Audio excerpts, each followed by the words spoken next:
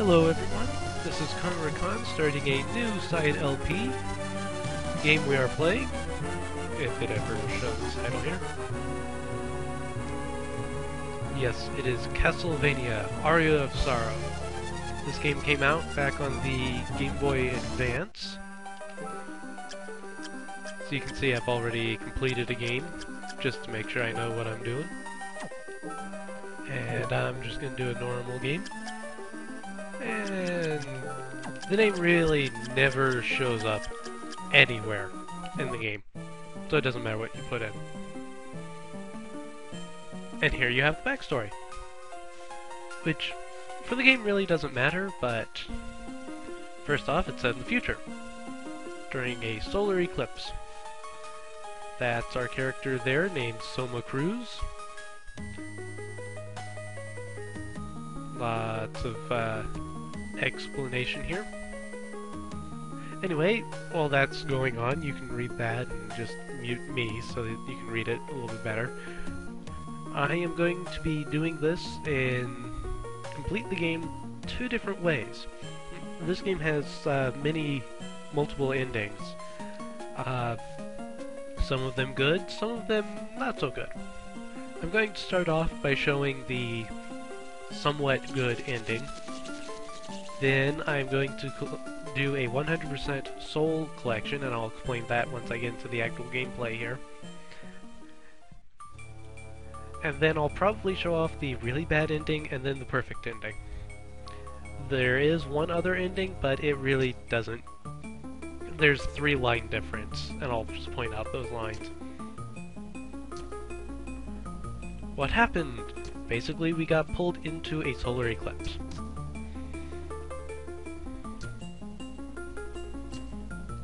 And here we meet one of the first characters that we really don't have anything to do with, who seems to know pretty much anything that's going on anyway. No, we're inside the solar eclipse. And how the heck does she know that he's telling the truth? And that's a lot of enemies.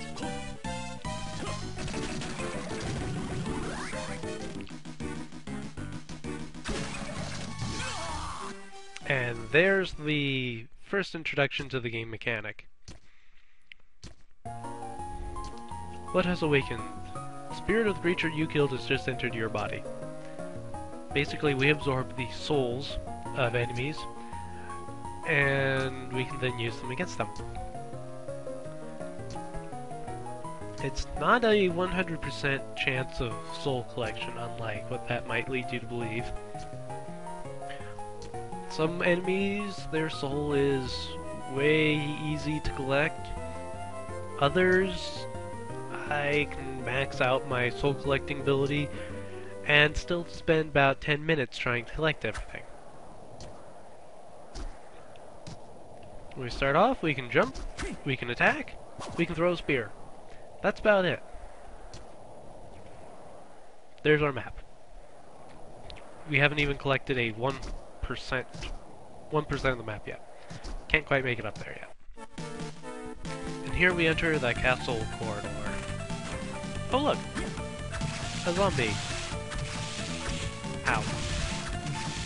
I do not like this weapon. At all.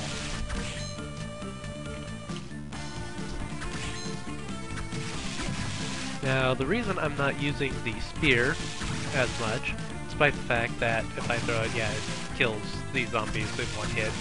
The reason I'm not doing that is because every time you use a special ability, it uses up magic, which you need a heart to replenish.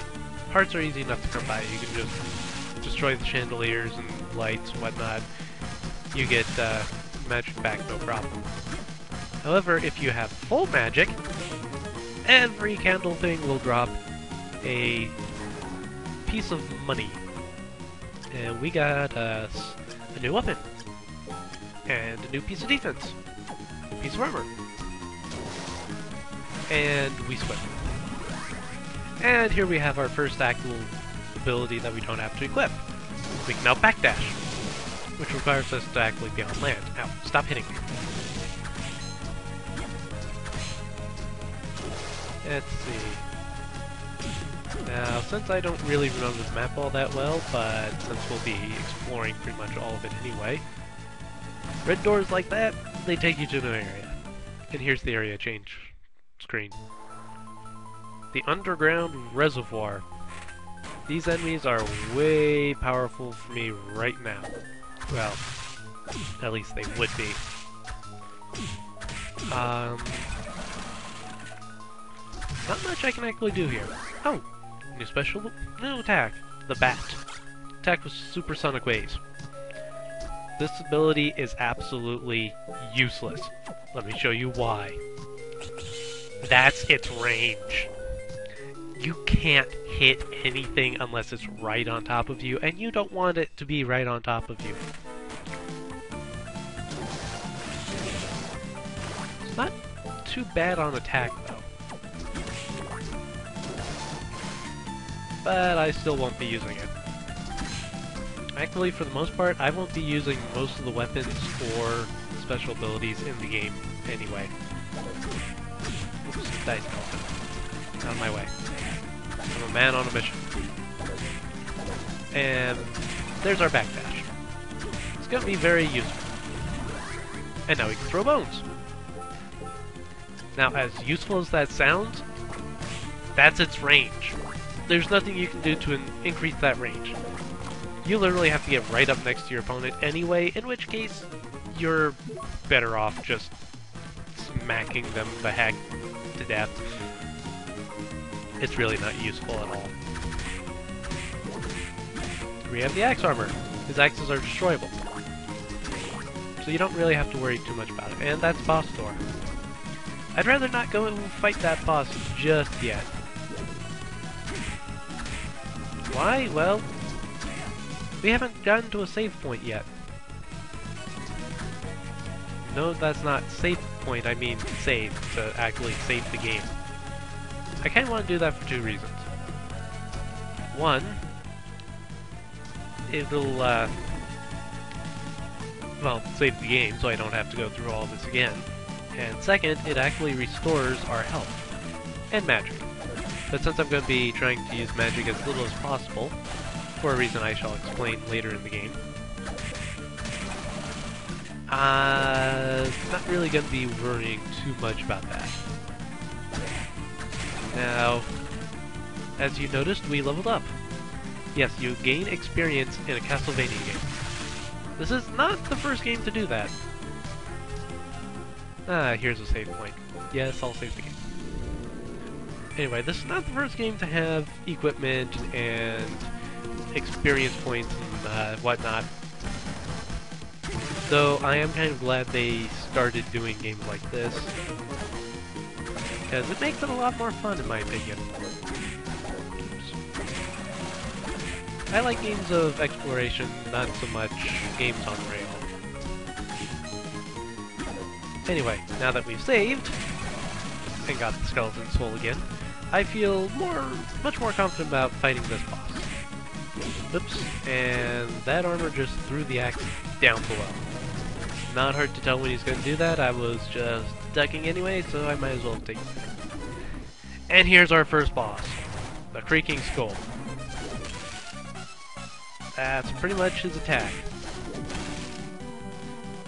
He raises his arm, and down comes the bone. Oops. Oh. And he can also spit fireballs. You know what? Forget. I might as well use an ability. And boss is down. Oops. I wanted to show that off a little bit, but basically whenever you defeat a boss, yeah, that little thing comes down and you get your health and magic restored back to full. And here's the first part of the castle map. Yeah. This is just the first part. There's 3 castle maps and they don't even show off even 80% of the map. At least I don't think they show off 80% of the map. They show off a good deal of the map anyway. That's down here. Ah, Peeping Eye. Really want its ability. But I'm not going to be getting it anytime soon. And His ability is actually related very much to that breakable wall. Peeping Eye, if you manage to get his soul early enough in the game, you can actually see every breakable wall, exactly where they are. Not on the map, but when you pass them anyway. Come on, get up there, Soma. You can see the breakable walls, so it's not so much a guessing game. Oops, that was a platform. It's not so much a guessing game with Peeping Eye as to where the breakable walls are. There's enough of them in the game to make the Peeping Eye worthwhile, but at the same time, they're so far apart, you may as well just use a game guide to find out where they are. Oh, wow. I didn't get his soul very quickly in the last one. Now, this is an explanation, good example of different abilities. You have three different types of abilities. You have the bullet abilities, which you use by pressing up and then your attack button. You have the what's called the Guardian Souls, which you set and then just hold down the R button to use. And then you have the oh shoot, what are they called? The Enchantment Souls. Those are always in effect. All you have to do is just use them. Just set them, they're always in effect. Viewer, we now have little fire shield thing. Watch out, it eats up magic like crazy. Now there's a jump that we can't quite make yet.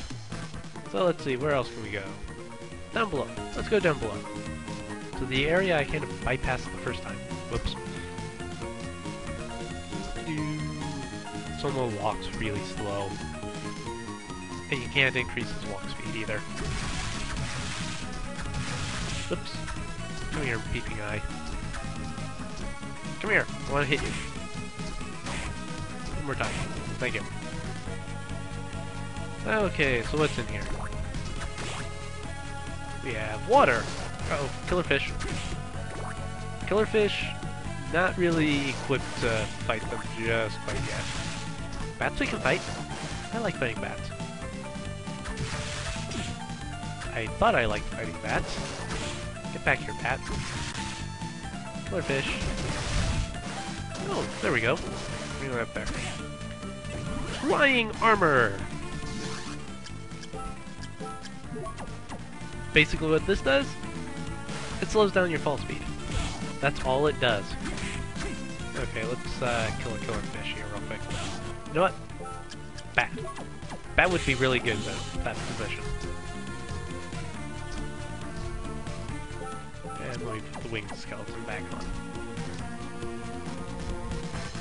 So, now that we have the flying armor, I think we can make that one jump that we couldn't before. You know what? Save. Always save. You never know when you're going to really screw up and get killed.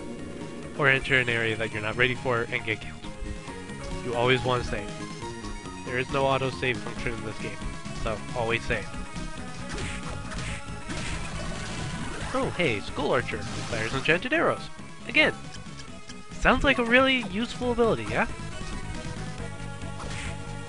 No. Takes too long to really be useful. Unless you're, say, fighting a stone pillar. In which case, yeah, you could use it.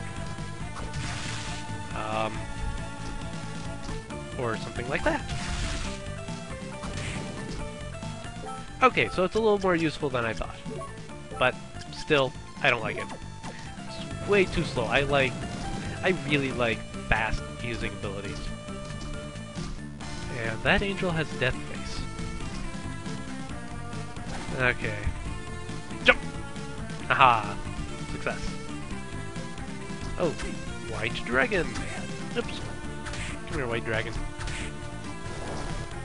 No, you are not. Ow. Darn it. You weren't supposed to... There we go. And down he goes. Now, if you're wondering how many enemies actually have souls that you can steal, well, let me answer that question. All of them. Every enemy in the game has a soul that you can steal and use as an ability. And remember, I said I'm going to be doing a 100% soul run. I'm going to collect every soul in the game. That means finding every enemy, killing every enemy and killing them enough times that I collect their soul. Even the peeping eye thing. And that was a really big heart. Yes, big hearts restore a lot more of your magic than little hearts.